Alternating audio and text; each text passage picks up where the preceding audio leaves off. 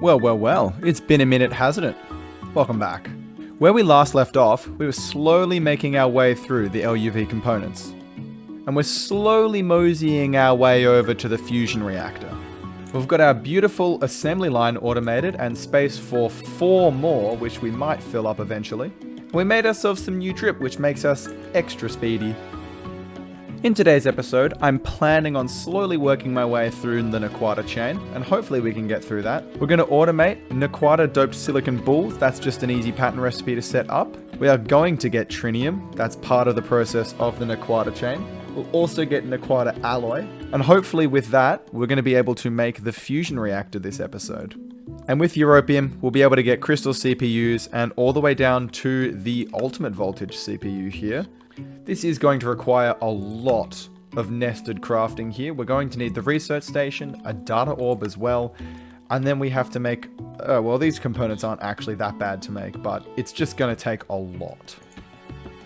But once we have the UV circuit, we're pretty much at the end of the game, right? Please tell me we're at the end of the game if we make the UV circuit. Well, obviously not. Of course not. There's more circuits to go. The aim is still to get the ultimate battery, and we actually need ultra high voltage circuits. And that's the step up, which requires the wetware boards and so on and so forth. I'm not going to go through them. But we are just going to have a quick little break to see how far we've come.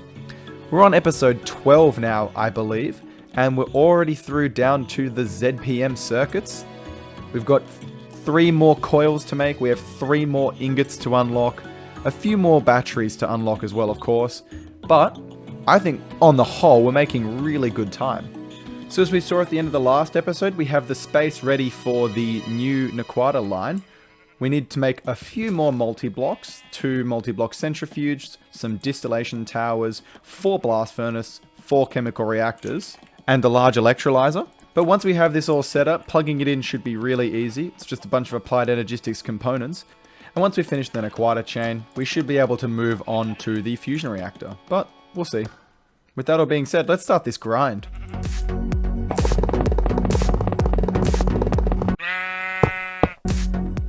Right, and the first 4 processes are done. We have the beginning of the naquadah line. The first step is hydrofluoric acid, then antimony trifluoride. Then we smash those 2 together for fluoroantimonic acid. And finally, we react that with naquadah dust, and we get impure enriched naquadah solution, titanium trifluoride dust, impure naquadria solution. This step here is the beginning of many. All of these go down a very similar path with recycling, centrifuging, distilling, and ultimately smelting. The easiest byproduct to get rid of here is the titanium trifluoride. Just a simple blast furnace recipe with hydrogen and we get another titanium ingot. It's a nice easy source of titanium, and we can recycle some hydrofluoric acid as well. So, chemical reactors are done. Now we need to make blast furnaces, and we need to make a very small detour here so we can actually start the process. We need to make naquadah coils. No. No, please.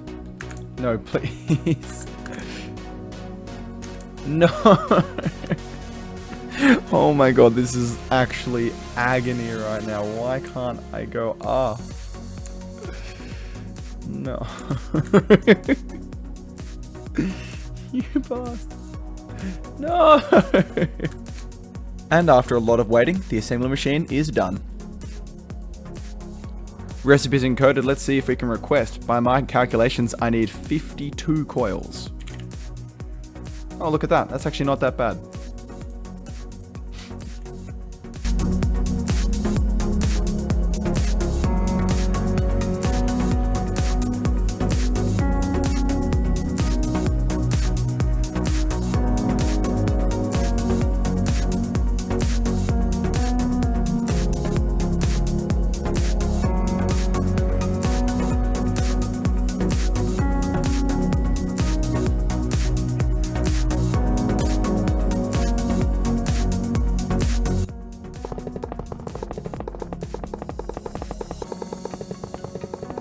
With a shiny new pair of blast furnaces with the beautiful naquadah coils, let's set the recipes. Trinium is a very easy recipe. All we need to do is import trinium sulfide and zinc dust. And we're using a stocking input bus here because from the subnet, we are always going to want to smelt the trinium sulfide. So there is no reason to have it anywhere else, so it may as well go straight into an input bus. And same with zinc, because we're pulling it straight from the main net, we don't want it to cache infinitely in our subgrid here. So we're just going to pull it straight into a stocking input bus. Because the subnet can read the contents of the main net, we don't actually buffer any zinc on the subnet, it just goes straight into an input bus. Exactly the same process with the titanium trifluoride dust, except in this one we need to pull hydrogen from the system. Okay, and we have our titanium processing going for the naquadah line. 11 seconds at EV, not a bad trade-off at all. And I really love the naquadah glow. I think that is awesome.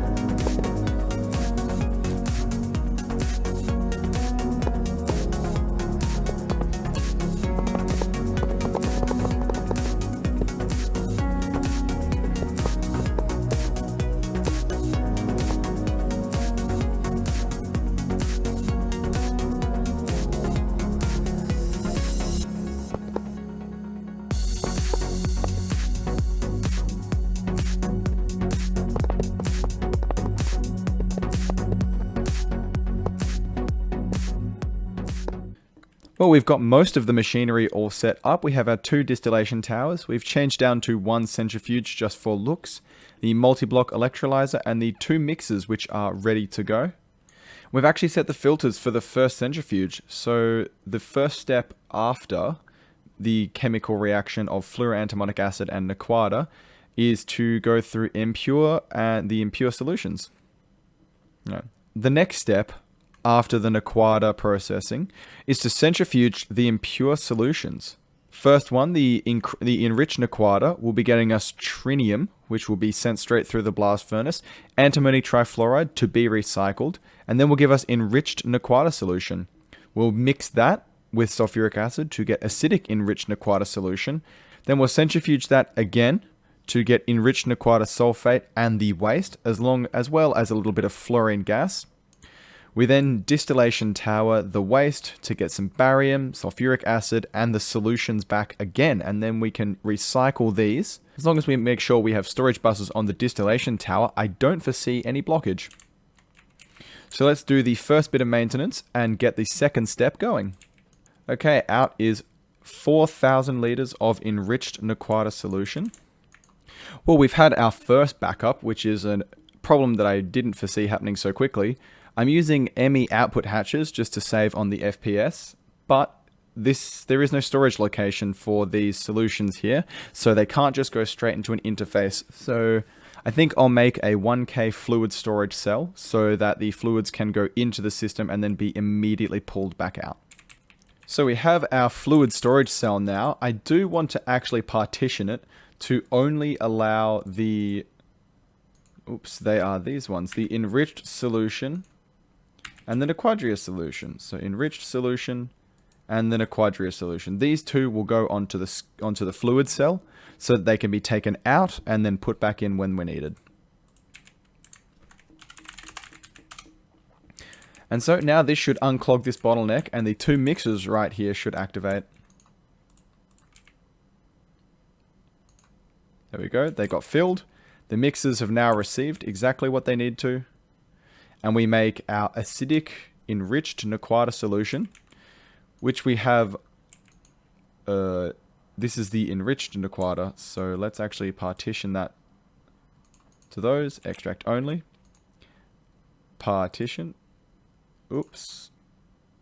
this one, partition, and then take those 2 out, still extract only, haven't removed that, have I? Cool, okay. So now we have our acidic enriched naquadah solution. Next step is to centrifuge these 2 again. Alright, so into our stocking input hatch these go.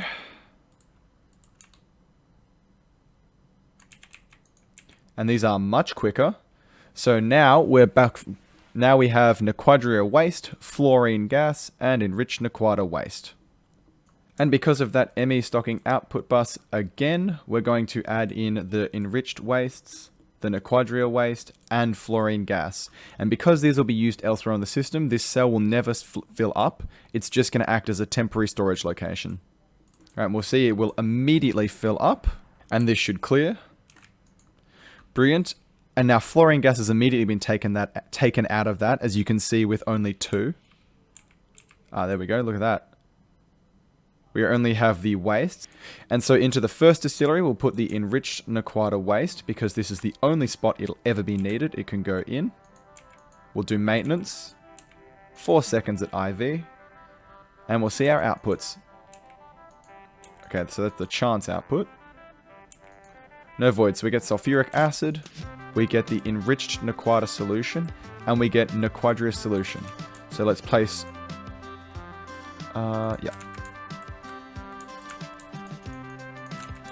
We'll place storage buses on each, and we will make... oh, actually, this is an interface, so that's good. That'll go...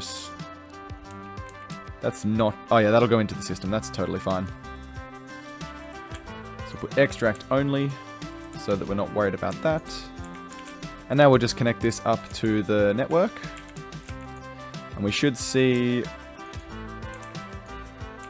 I actually want sulfuric acid to go into an interface, so it gets taken out of the network. It's used elsewhere in the base. So it being sent back is totally fine. Cool.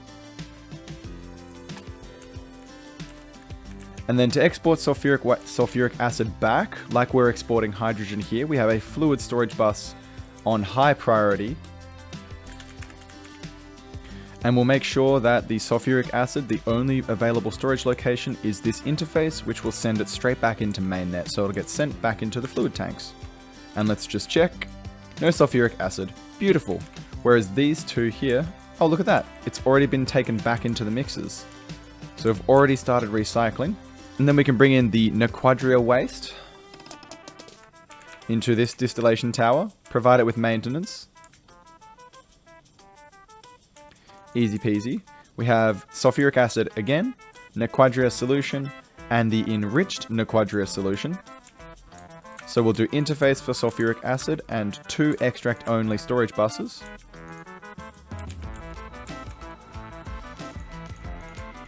Connect it all up to the ME system.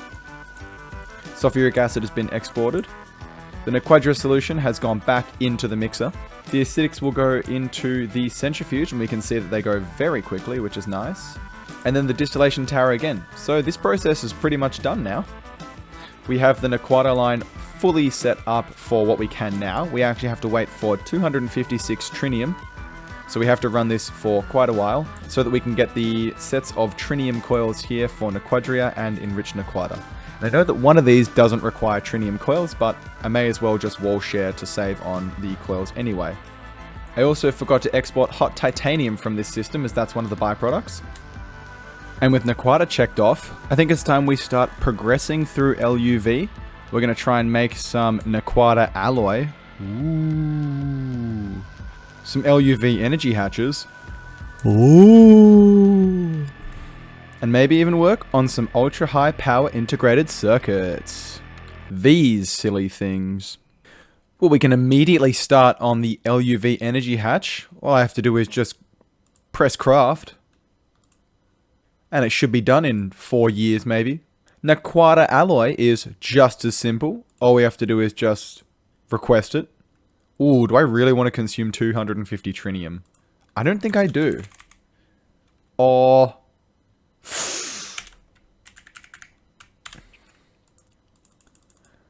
I think let's make 6 stacks. What's that? 384. Nah, screw it. Let's do 500. I got big kahunas. And look, I'll be honest here. The clean room rewire that I did, I am really not happy with. I think some of these processes can be moved outside of the clean room, such as fiber reinforced boards. I think I can just put that on autocraft for when I need it. I also have soldering alloy being just extracted up there. That can be moved elsewhere. Once I make the LUV circuit assembler, I do not need qubit CPUs anymore. One of the neat parts about the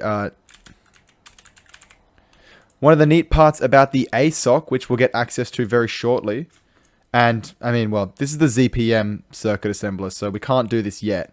But once we get the ZPM circuit assembler, we no longer need qubit CPUs to make the quantum processor. So I think the first step in redoing the clean room now is going to be to remove the laser engraver wall and make the multi-block engraver. So we can support up to, I believe, we can support 11 lenses on this multi-block. I think there isn't that many circuits, or there might be just that many circuits, but 11 is plenty for what we need. So all we have to do is make these laser-safe engravings and make an IV laser engraver. Again, none of this is too difficult. It's just going to take some time. And then we also need to upgrade our circuit assembler as well, because we do have access to the LUV circuit assembler, which will be very helpful. And I think we can upgrade our raw carbon fiber nano CPU processing as well, because this takes so long. So we're back to messy clean room again with the laser engraver being made. I will decorate this eventually when I move the chemical reactors over, but for now we've got it running on LUV power so that we can engrave everything potentially. I guess we'll see if we have to upgrade later. And we have our cutting machine tucked away there, which we're going to put patterns in now. Rather than funneling everything in there, we're going to set everything onto an autocraft rather than passive, just so we don't end up with 7,000 ULPICs, for example. So you might be wondering why we're making naquadah alloy so early in this. It's because we're going to upgrade the rotors again. I know. I do this every time. Every single episode, I'm going to upgrade our power. Don't you worry about that. So we're just going to wang this through the blast furnace. 34 seconds, 2 stacks. It's going to take a while, but that's okay. And magically behind me, we have a brand new rewired clean room. Definitely a little bit neater than the previous one. Still a bit disorganized, but I think this is going to last us a while. We've got our board production over here. So our base boards and circuit boards. This will... Well, this is pretty much the setup that we're going to have for the next few episodes before we need to go and make wetware boards. The laser engraver as shown previously, now with ASOCs on craft as well. The qubit CPU chemical reactor, the PIC chemical reactor, and a pair of chemical reactor extractor combos with our LUV circuit assembler. The first chemical reactor makes sodium potassium for all of our energy hatches. The second one extracts soldering alloy. And the third chemical reactor makes our nano circuits. I've also upgraded all of the energy hatches on these, so everything in here is pretty much running at LUV, so hopefully that means our auto-crafting of circuits will be a lot faster. And because we now have UHPICs on craft, the next step is the LUV superconductor, and that's the final step, well, the final step, one of the final steps towards crafting the fusion computer. For the configuration, we're going to run this fusion reactor in. We're obviously going to use glass because these machine casings are stupidly expensive. One of the biggest components out of all of these materials is the superconducting coil, and this takes 32 2x cables of this LUV superconductor. And we need lots of them because they're used in the fusion machine casings as well. So taking a look at this, with 48 machine casings, 4 coils, and the computer, we need 928 2x superconductors. So, let's see if we can craft 928. We can. That's actually crazy. I really wasn't expecting that. So, let's get those on craft now then. And then we also need 32 1x cables for the controller. This is going to take so long. And while this has all been going on, we can see the new power output of our turbines is now 500,000 EU per tick, which is fantastic, really. I'm very happy about that. And boy, did it take a long time. Now we have all of the superconductors, I hope, required, if my math is correct. We are also currently working on the UHP ICs for the controller, the field generators for the controller. It's taking a while. And in this time, we've also accumulated over 1,200 trinium ingots. It's like about 30 seconds each, so you can do the math yourself. We've also got over 1,500 enriched naquadah from the naquadah line. The naquadah line is currently turned off, so this is no longer processing, but I think there's still about 20,000 naquadah dust left in the process. So another absolutely maddening process that we need to start going through is crafting up all the materials for the fusion reactor casings. And this is the configuration we're going to go with because I think the glass is just a touch cheaper. So we need 31 fusion glass and 48 fusion machine casings.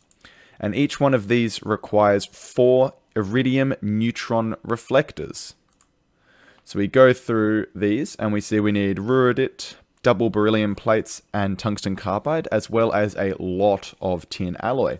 And looking at how many we need a total of 152 iridium neutron reflectors, and this is already an expensive craft. We're needing 600 tungsten carbide, not much more iridium and ruthenium, thank goodness, but I haven't even got to the bulk of the materials.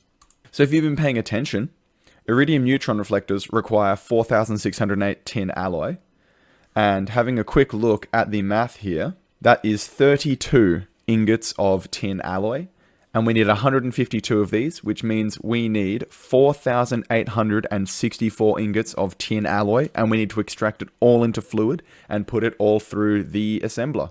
So let's see if we can request all 4,864 tin alloy. Okay, we can, there we go. Easy. Benefits of ore processing, I guess. Well, it'll get to it once the ruidite has mixed. This is the benefits of setting up a very good auto processing and auto crafting facility. The slowest thing right now, I believe, is actually the multi-smelter. So I've got all 700,000 millibuckets of tin alloy, and it's time to start the auto crafting of our neutron reflectors. Angle the tank and export. And thank God it only takes 13 seconds at LUV. It was a 200-second recipe at MV. And the next step on the fusion reactor crafting is going to be 29 superconductor coils. And as you'll see, we have exactly the right amount of superconductor. And now in this recipe, we actually need 3,456 liquid trinium. This is why we had to set up the naquadah line. And with 29 coils, this is basically we have to liquefy 696 trinium ingots. And with the craft of the superconductors done, we are going to request the fusion machine casings. This is going to take a very long time.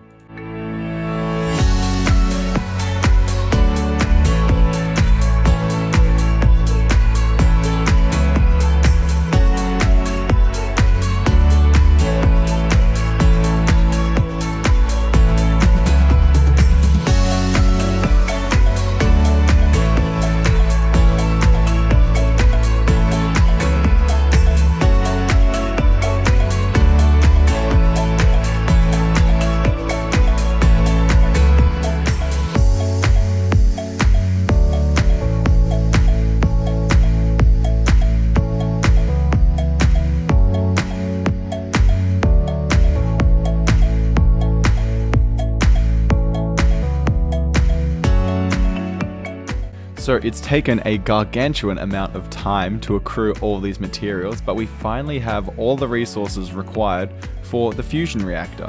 We've got the controller, the superconducting coils, the casings, the glass, input and output hatches, and the energy hatches. Every single bit here was incredibly expensive, and it doesn't really unlock us that much for now, but it's the next step in progression, so let's get to building it. So just past our assembly lines, I've actually planned for the fusion reactor to be here for quite a while. We have a chunk ready to go, just perfectly designed for it.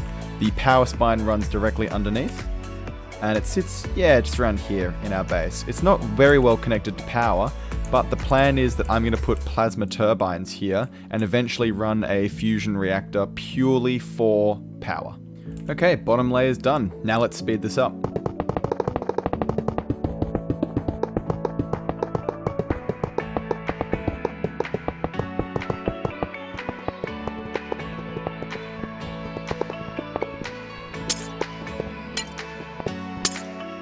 So the structure is complete now and we have it plugged in. Hopefully we don't have to fill all 16 energy hatches, we can just fill the middle 8, but I'm prepared to... I'm prepared for it, honestly. But it actually looks like we're going to be fine. So now we have to work out how we're actually going to automate this, because fusion crafting is a little bit tedious, and I don't want to have to just like batch craft a bunch of stuff, and the output hatches can be all wonky woozy with this, but let's give it a go. So the first material that we're going to make with the fusion reactor is going to be europium. And europium is used for our crystal circuits to start with. Gets easier with bacteria later, but we're going to need a fair amount of europium for this. And we can see we used hydrogen gas and neodymium. So what we'll do is, because we have fluid auto crafting, we can say send 16 liquid neodymium and 375 hydrogen gas to this. What we'll do is we will get it up to... Oh, we can't make it 144, can we? Okay, there we are. So 9 recipes will get us 144 drops of europium.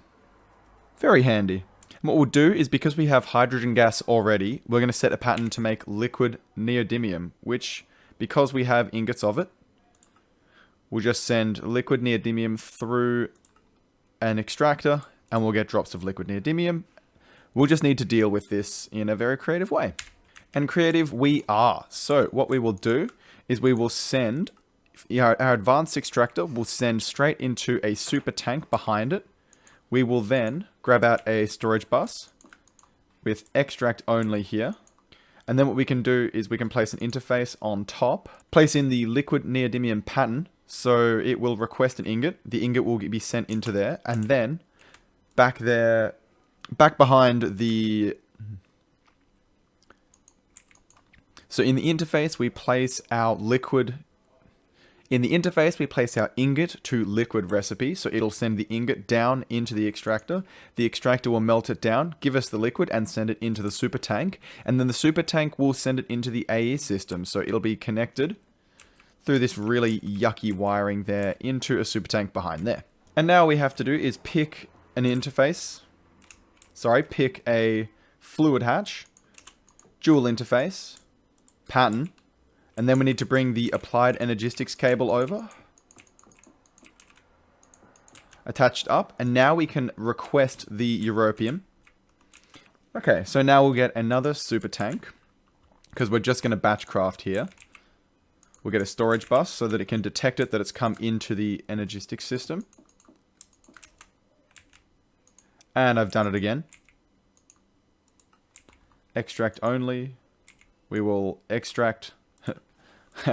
Get rid of the argon, because we just have too much of that. And now, if everything has gone well, all we have to do is put in the ingredients through this, and it should immediately start crafting our europium. The neat part about applied energistics here is that you can actually use it as a calculator. So I want to make 5 stacks of europium. I'm not sure how much that's going to be in terms of millibuckets. So I know that 1 ingot is 144. I know I want a stack of those, and I know I want 5 stacks of it. And we can see 1 million hydrogen, 320 neodymium. This will get us 5 stacks of liquid, and then we just have to fluid solidify it. Well, let's do that and go check our fusion reactor. We have the neodymium and the hydrogen gas in. Whoa, there it goes.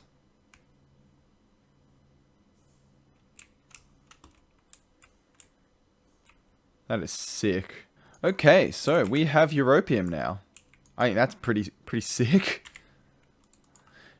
Next step for us is going to be the crystal circuits. That's for next episode. I think for now, on the alluring glow of our new funny Gregtech donut, we sign off for today. Thanks for coming by. Thank you for waiting so long and so patiently for me to drop this latest episode.